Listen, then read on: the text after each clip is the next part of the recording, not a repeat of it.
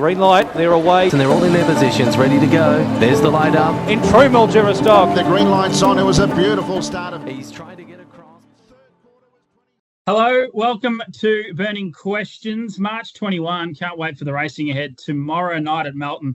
Group 1 racing back here at headquarters for the first time since that great Southern Star Hunter Cup night on the 1st of February. Andy Gath and Darren Carroll join us. Darren, we'll start with you. Welcome to the show. And we find you, look, I'm going to have a guess here, somewhere in Menangatang at your child household there. I reckon that's where you are today. Yeah, Mum's in Menangatang, so here for the week. So I'm looking forward to doing burning questions from Menangatang. On your left shoulder, a couple of race photos up there. Who we got? There's you catching winning at Mildura. So yeah, and then Tin Dog Road. There's another funny name horse. So a couple of family photos in the background. Good stuff. Great to have you on.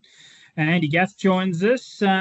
We just had to pause for 10 or 15 minutes. Andy, you're gonna do some remedial work on your track at home, or what's going on? What was the hold up? Yeah, no, I had to pick up some new harrows for my track. I've worn out the last ones by dragging the track too much. So yeah, just took a little bit of time to load them in the rain. So but, finally got here. Good stuff. Great to have you on. Let's get stuck right into it. We had Chris Alford lined up today, but he basically texted me before and said, I'm going to have to do an IT course. He couldn't get it going on his own, and he's got no one to help him. So no Chris Alford today, just the three of us. And as Andy said, 2 gun form analysts is enough, isn't it, Andy? I don't know who those 2 people were,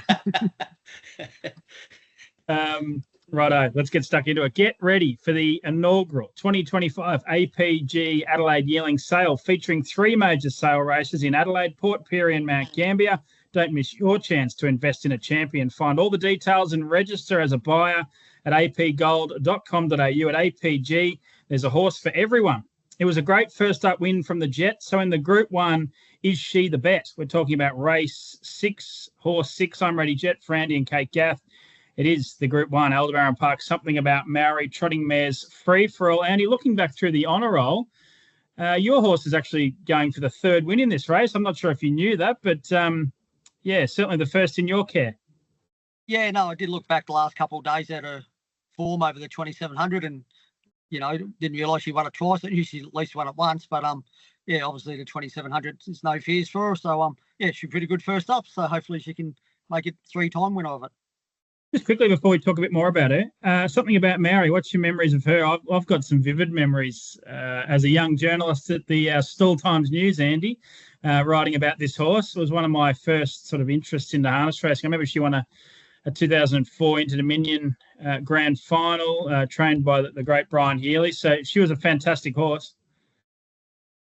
Yeah, no, she was a great mare, and I was intrigued how she was shot in front. She had real short square toes in front to make it break over really quick, and it was probably Brian was probably ahead of his time shoeing trotters, and she was sort of such a good gated mare and very strong, and to be able to win this Dominion like she did, she was quite dominant. So there's no doubt about her. She was a champion mare, not a great brood mare, but she was a champion mare, race mare.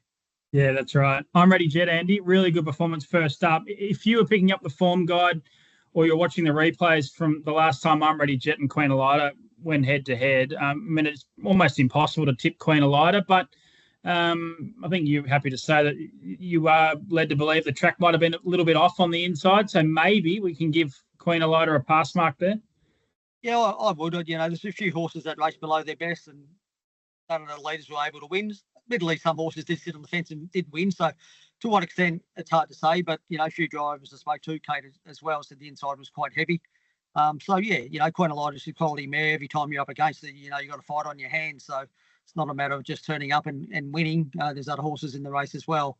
We do have a little bit of advantage over the barrier draw. I'm ready yet. Does leave the gate quite good. You probably, most of her life she's either been out of the draw or drawn the back row. But Queen Elida can be really quick too, and I'm sure Chris will press the button early and try and cross us and see what happens. But I'm pretty confident she can hold her early. Okay. Good stuff. And has she worked any better or improved since her first up victory? Yeah, I think from her trial to her race, she improved a fair bit, and I expect to improve again. She's quite a big, gross mare, so she needed the racing, so I think she'll be better again. And work this week was really sharp. So you can get to the pegs first, Andy, do you think, with I'm Ready Jet? I think so. I think anything off the front line, be happy to hand over to the first good one that's there. I agree. Daz, over to you. I think we're both tipping I'm Ready Jet, and we've got it billed as a 2-horse race. Yeah, hard to add too much more to it. That information about the track being a little bit off on the inside from last week's really important. So go back and have a look at your form guide and results through there and keep that in the back of your mind for the coming weeks. I would say it's imperative. I thought clearly a 2-horse race. I'd be shocked if anything outside those 2 won.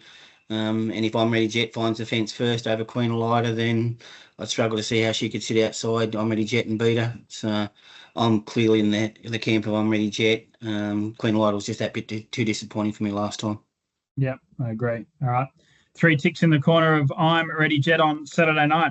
Logical Staffing Solutions provide labour hire and recruitment services to the transport, warehousing, automotive and manufacturing industries. The logical solution for your staffing needs. Emma's got one hand on another plate, but which one do we rate? We're talking about the City of Melton Plate Race 5 at 8:48 p.m, the first leg of the main quaddie. Emma Stewart prepares 3 horses in this race, including the 2 real key chances in betting. Number 7, The Narcissist, and also number 11, Best Deal. Andy, you're not involved in this race, but I think most people agree it's a 2-horse race. Have you got a leaning towards The Narcissist or Best Deal?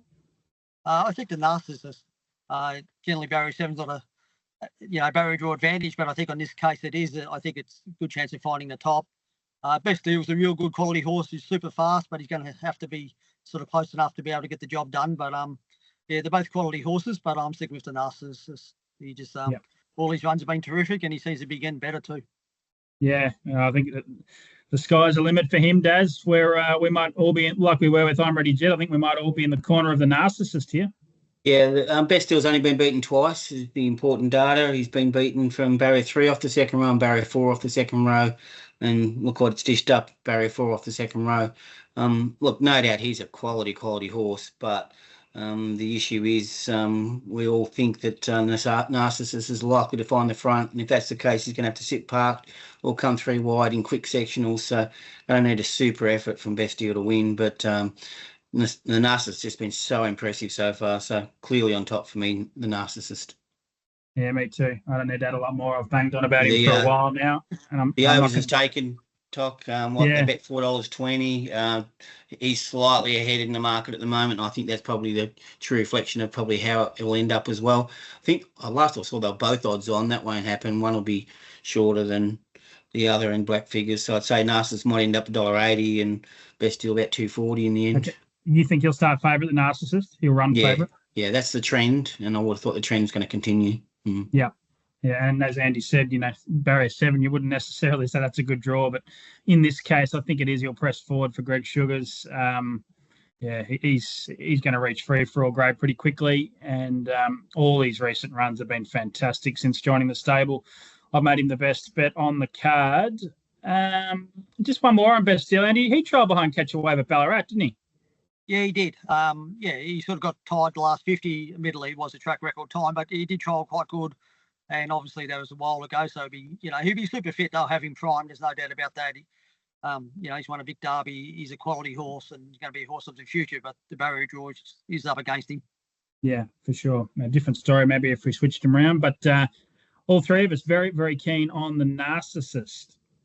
Pride's Easy Feed stand as a proud supporter of the harness racing industry with their set recipes and quality ingredients to give the trainer confidence in what they're feeding. So make the switch to Pride's and start getting the result you've been chasing. Bullet's got that dreaded outside gate, but can he win the Stampede with a dash in the home straight? The Stampede is race number 7 on the card at 9:48 p.m. The Melton City Much More Stampede over the 1200. Of course, all horses start across the front row. Last look, Daz, we'll go to you here. Last look at the market. He was very short. Bulletproof Boy, $1.40. Tangatara around the $3 range. Yeah, and then Desi G was 14 into around 5. They look the 3 key chances. How are you playing the Stampede? Yeah, Bulletproof Boy was $1.30 on opening. That was too short. I think we will all admit that it's very, very difficult to win from 8 because obviously we have 8 across the front over these 1,200 metre races. So it takes a superb effort to be able to do so. Catch a Wave couldn't do so on Hunter Cup night. And a horse like Diamond Eclipse, no disrespect to Diamond Eclipse, but nice horse, but not in the same league as Catch a Wave. So that just goes to show how hard it is. So it depends on what happens early. There's a bit of speed. We talked about this on the radio this morning, Toc. We got horses like Don Arthur and Desi G, who have got a lot of early speed. So if one of them happens to be able to find the front and get a fairly comfortable lead, then it's going to make it very hard for Tango Tara and Bulletproof Boy to get into the race. So they only need probably 100 or 200 metres where the speed slackens off, and then the others have to get going. Andy's the king of these races, so I'll let him sum it up. But yeah, I just think $1.40 couldn't possibly take that price, and he has to drift. He can't start that price. So the $100 question, I love throwing these out there. $100, what are you doing with it, Daz? I'd have something on Desi G and something on Tango Tara at the current prices. Okay. Andy, you have got Tango Tara second from the outside. He's not quite Catch a Wave, and he's almost got the same barrier Catch a Wave had, and he couldn't get it done. How do you think this plays out? Yeah, there's obviously a lot of speed inside us with Don Arthur, Desi G, and a few other horses. Even Ideal Escape's drawn inside us. When he does pace, he can leave the gate pretty quick as well. And Bulletproof Boy's really quick as well. So if Scotty might chance his arm early, who knows? He might want to charge forward and get up there early. So, it's a tricky little race to sort of map. Yeah, I quite enjoy these races. I think they're quite competitive.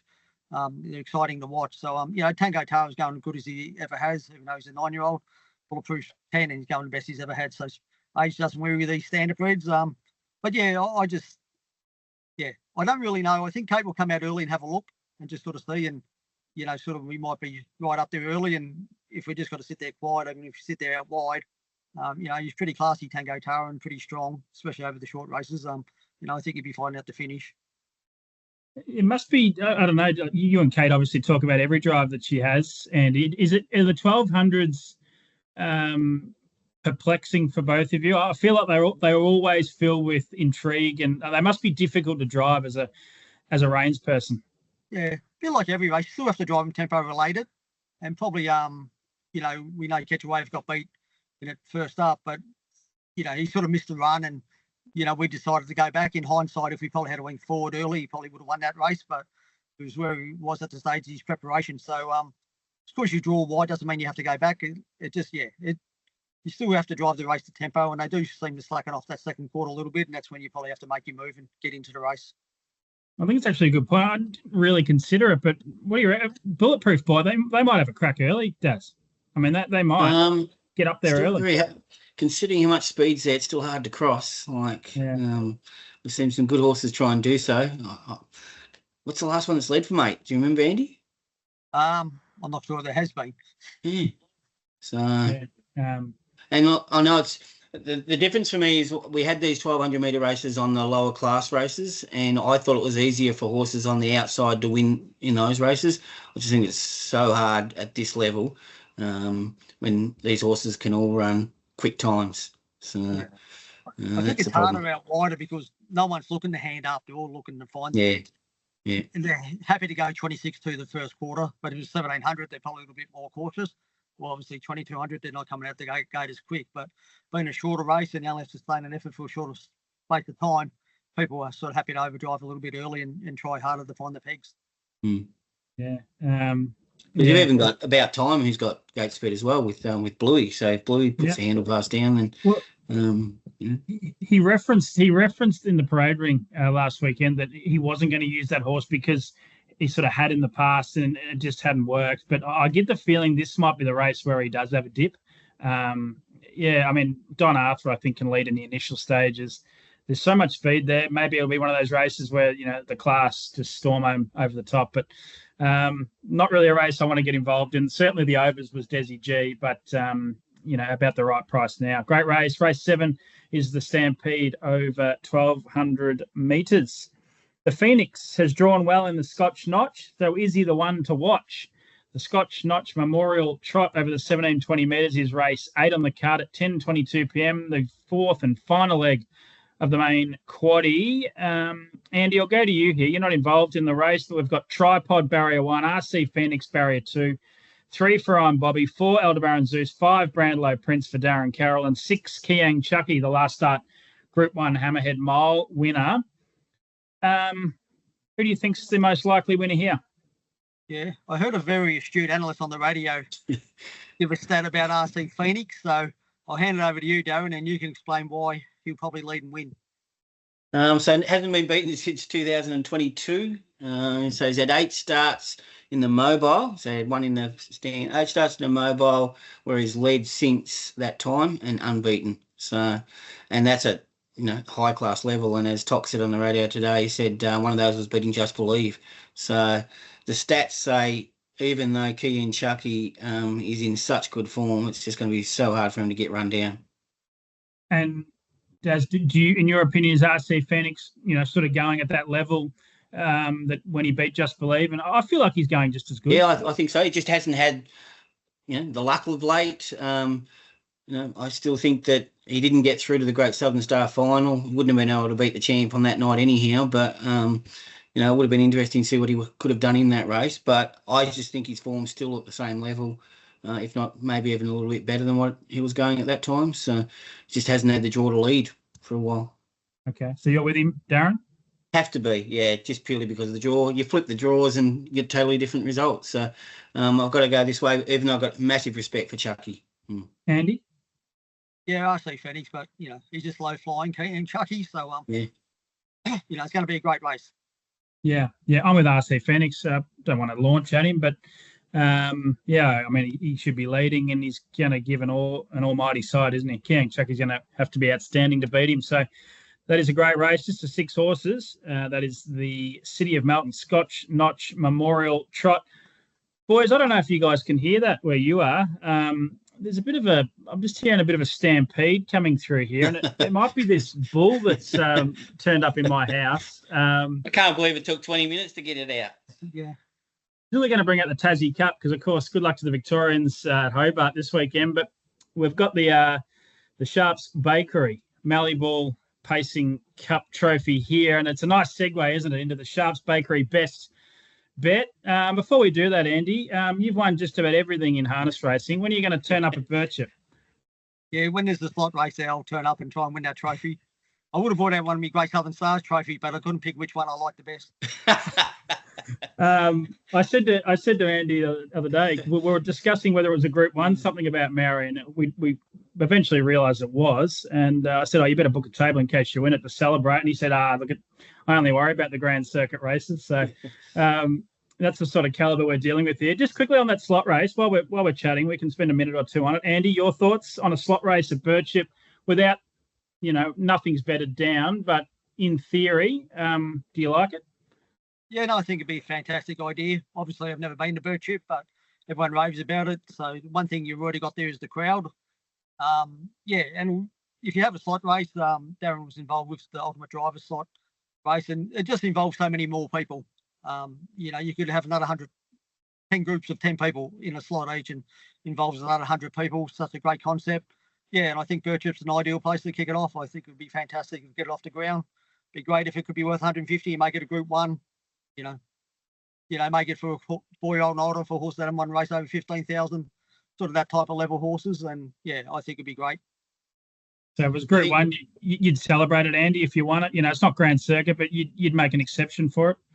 Oh, maybe a little one. A barbecue at home. The thing we underestimate, and I know I'm talking to Andy about this in the past, is when Catchaway won the race in Perth. He said it was like the slot holders had, were the owners of the horse. They were just as excited as the ownership group. So it's just a whole partnership thing about the current owners and the slot getting together and cheering on the same horse. And in numbers, it just makes such a huge difference to the atmosphere on track. So, if we could get along the line, if it's Birchip or if it's somewhere else, but it certainly does have, to me, legs to at least have a crack at. And I think there's so much innovation going on in some of the other states. I think we need to have a crack. Yeah, I agree. Let's hope we can, if the club want it, let's hope we can get something happening. I think there's a lot of positives to it, and it'd be great, wouldn't it, to offer a big race to, participants maybe don't get the chance very often to compete at the elite level. So it'll be fantastic. So anyway, we'll bring that trophy out one more time. How good is that? Seriously, we'd have to come up with something even better, wouldn't we, for the slot race? Any ideas? Yeah, they'd have to have a card on the back. It's like the Chariots of Fire, but the card on the back of the bulls. I reckon. If Sharps Bakery want to sponsor it, just a massive vanilla slice could be the trophy. Anyway, Sharps Bakery sponsor the best bets segment. I reckon I know where you're going, Daz. Narcissist for me. So clearly the best bet of the night. Yep, I'm with you. I'm with the Narcissist. What did we say? Race 5. Wasn't Race it? 5, number 7. Race 5, number 7 for me and Darren Carroll. Andy, what do you got for us? Yeah, I'm going race 1, number 8, Centre Rainbow, and hope the inside's not off. Can you go and walk the track for us, Andy? Yeah, I'll have a little run around it. Odin leads and just Centre do a couple of Rainbow, laps King's and you Home. can trot it down a bit for us. Make That's sure it's fast. Yeah. We've got the equipment I'll bring my in the- bowler out. Yeah, that's right. That's right. Okay, race 1, number 8 for Andy. You landed one at big price. I remember when J-Bomb was doing the show. What was that horse that led all the way at about $15? What was that? I don't know, there's a few of them. It was one of yours. Heavily Voyager. backed. That was the Arden one, I Voyager. reckon. Yes, yeah. Who was it? Arden Voyager. Race 1 on a Saturday night, I reckon it was. Yeah. Do you also have one that big odds, one of Emma Stewart ones? Yeah, one Struve. night? Struve, that's the one. Oh, I And remember J-Bone him. just couldn't have it, could he? That might have been when we turned it to the Andy Gath show for a week, didn't we? We changed the intro. That's it. He did say if he gets home, you can host it next week. So That's right. That's right. We got our graphic artist, Craig Russell, onto it. Hey, great show. Thanks, Darren. Thanks, Andy. Thanks, guys. That's been Burning Questions. You'll see me, if you want to, on track on Saturday night for all the coverage at thetrots.com.au and, of course, on Sky Racing. Green light, they're away. And they're all in their positions, ready to go. There's the light up. In true Mildura stock. The green light's on. It was a beautiful start of. He's trying to get